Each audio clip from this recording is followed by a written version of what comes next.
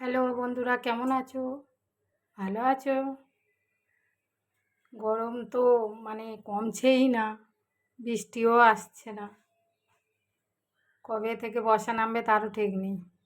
তা যাই হোক, সবাই ভালো থেকো। আবার আমি একটা রেসিপি নিয়ে চলে এসেছি। এখন করব পটল ভাজা, দেখতে থাকো। পটলে লবণ, হলুদ দিয়ে দিলাম। এটা ভালো করে মাখিয়ে নেব। পটলটা মাখানো হয়ে গেছে, এবার কড়াই দিয়ে দেবো। পটল ভাজার জন্য তেল দিয়ে দিলাম।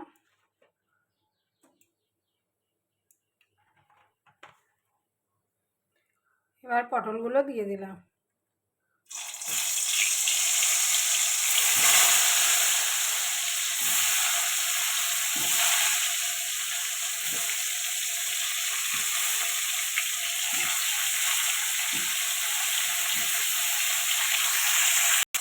পটল ভাজাটা হয়ে এসছে, তুলে নিলাম।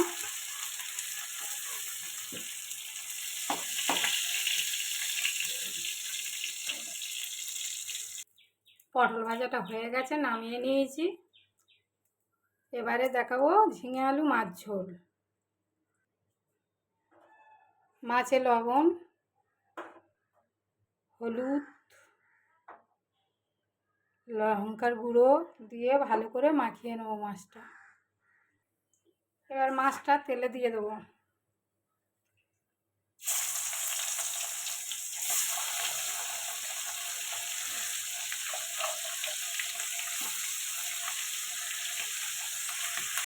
মাছটা ভাজা হয়ে গেছে, এবার তুলে নেব।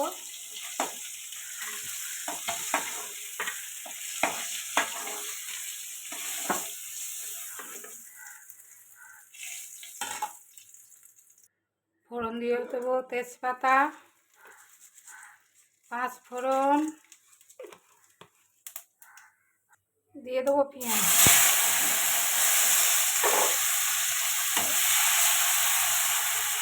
এবার দিয়ে দেবো আলু। এটা ভালো করে কষাতে থাকবো। দিয়ে দেবো লবণ,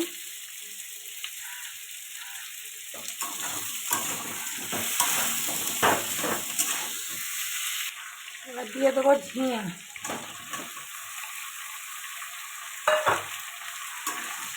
দিয়ে এটা ভালো করে কষিয়ে নেব। এবার দিয়ে দেবো হলুদ, লঙ্কার গুঁড়ো, দিয়ে এটা ভালো করে কষাবো। পরিমাণ মতো জল দিয়ে দেবো।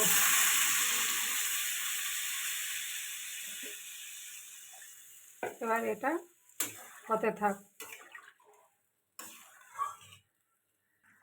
আলুটা সেদ্ধ হয়ে গেছে কি দেখে নেব। হ্যাঁ, হয়ে এসছে, আর একটু হবে। দিয়ে দেবো জিরের গুঁড়ো,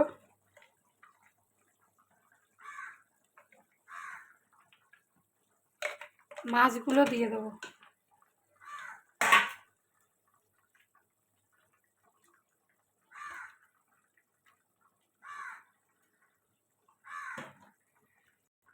তরকারিটা হয়ে গেছে, এবার নামিয়ে নেব। তরকারিটা হয়ে গেছে, নামিয়ে নিয়েছি। ভালো যদি লাগে লাইক, কমেন্ট, শেয়ার করতে ভুলো না। সবাই পাশে থেকো, ফলো করে দিও।